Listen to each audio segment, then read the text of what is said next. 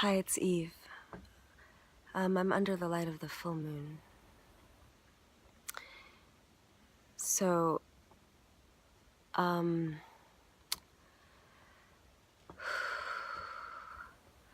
after doing the ceremony on the medicine wheel in Sedona for the unburdening of the white man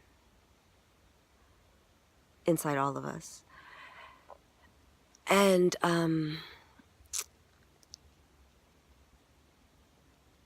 sharing the pansori part of my story in a circle for the first time, and then going to Merida in Mexico the day after I returned from Sedona, and having the October 15th, the manifestation of the vision that this series was about, is partly about. So I performed parts of the story with a group of connected people outdoors in sacred Mayan spaces.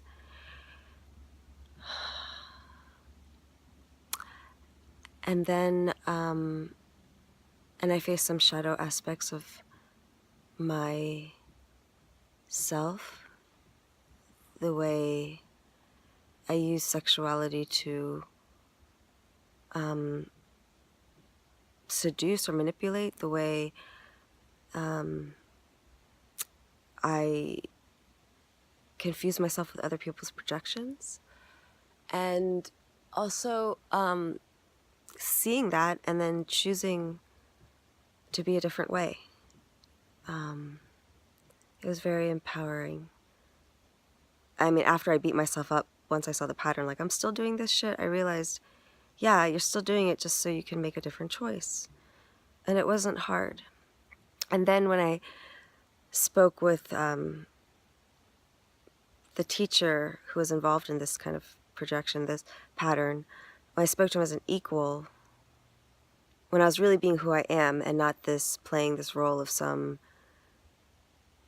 girl that needs attention or is desired, even though she will always be there. Yeah, it was like, I felt like I was reflecting him, like counseling him. And that felt very clean, and I felt grateful.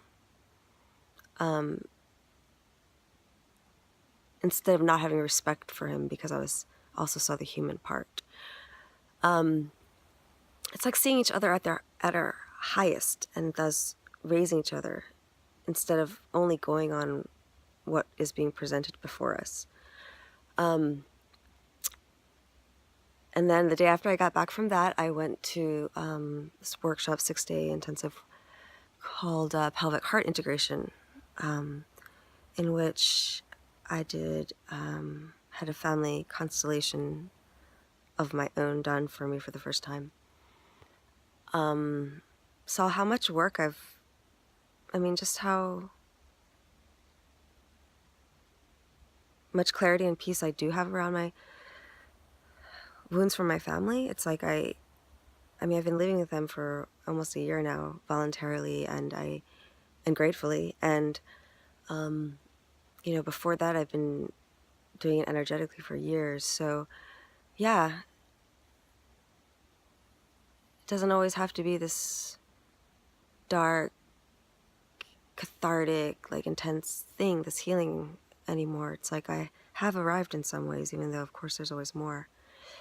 And then, having the community support and just being reminded that it is possible to have what I want, to have happiness, to connect with someone and not necessarily be consumed.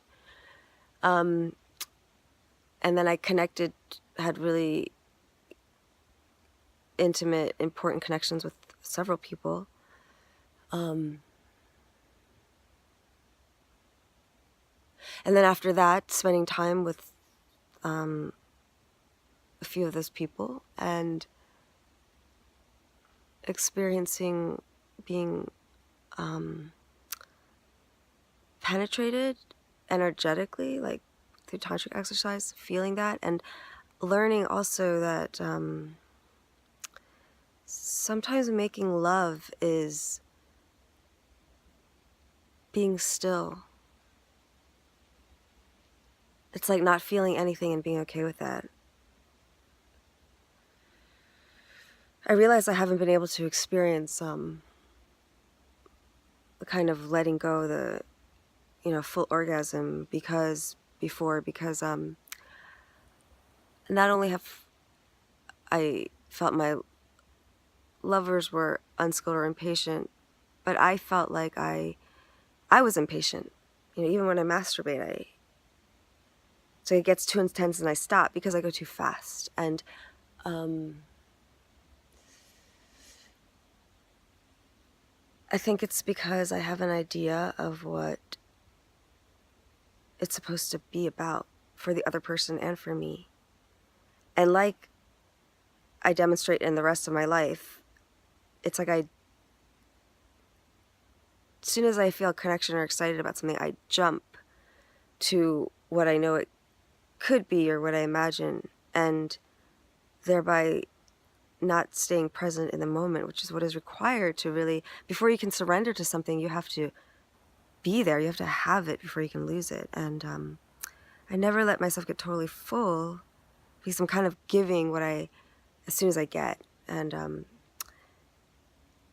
so that was a huge lesson. And then, a few days later, I actually experienced that kind of full body orgasm of letting go with this teacher and 3 women holding space. And that was another healing because, this whole pattern of being like sex being secretive and, thinking that for me to have a deep experience, it would always have to be like alone and separate. And my intention during this time with these people was to experience deep communion with a group and harmony while also having that intense singular experience. And it happened. And I realized actually the women being there that helped me feel more present and safe. And the fact that a teacher was working with me who's masterful, I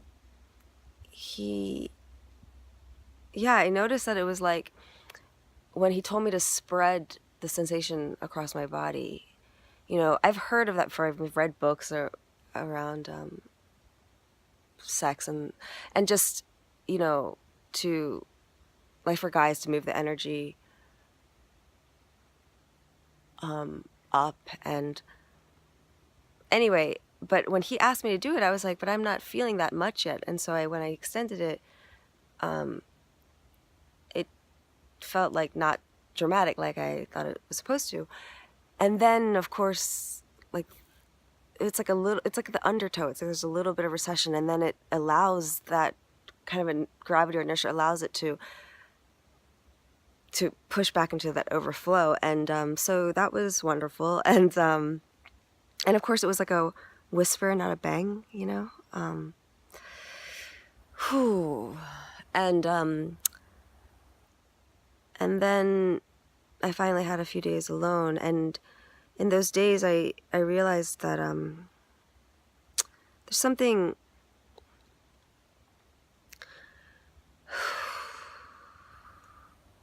I know I need to make space now. It's like cleaning out the closets completely.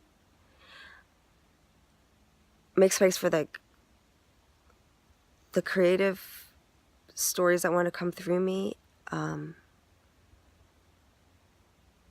Not letting myself distract myself because of the resistance that having to create something out of nothing. Of course, it's never something out of nothing, but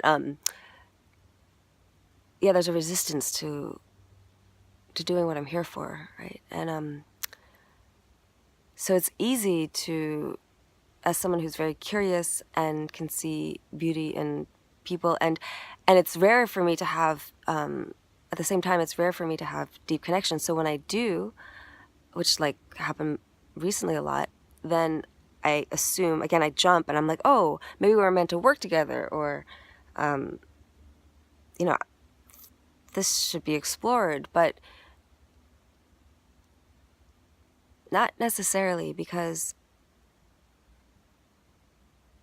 I know what I really want, and in terms of relationship, and it is to have my life only full of relationships that are of, like total reflection and mirroring and equality, and yes, then the part of me that's like boundaryless and one with everything is like, but these, you have to get to know someone and be open and let things grow over time. You can't, and this is an amazing connection, and you should enjoy yourself and all of that. But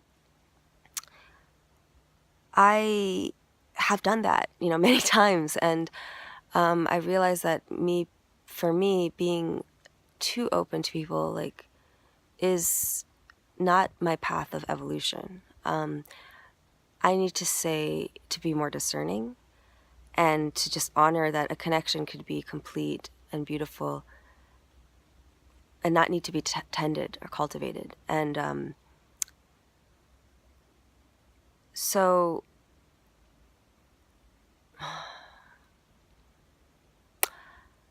I let go of a lot of these kind of relationships. I would call them casual, but they weren't even that, because they were real, and authentic. But just, yeah, I think I just have to, it takes, you must give up 1,000 half-loves to bring one whole heart home. It's by Rumi, translated from Rumi. And I wouldn't call any of these half-loves, but, kind of, right? At least for the present moment. Like, from a soul perspective, of course, we're all in love. But, yeah, this astrologer, Kaipacha, who was at the thing in Mexico, yeah, he said, for me, when I look at people, I can see through them and behind them and where they've come from and where they're going. And he said, it's important for me to just deal with what is in front of me in this moment now. So, yes. Oh, and so then on November 11th, also, the third story came through. So the first story is of the moon, and it's called When the Moon Began to Shine. I wrote it a few years ago under a full moon in Pisces, a lunar eclipse. And the second story is the rebirth of the Golden Queen, which I wrote this year. And the third story, I do not know the title yet, but it's something about the dragon and flowers. The dragon's red flower, something like that. And yes. And that came through on 11/11. And I realized it's like a trilogy. It's the bones of the one woman show, and which is really what this vision of manifestation is about. On October 15th, it wasn't fully complete, but it was complete for that first performance. And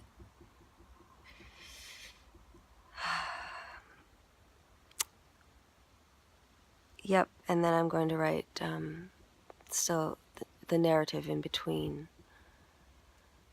the perspective from the personal and subjective life. And then we celebrated my father's birthday on November 12th.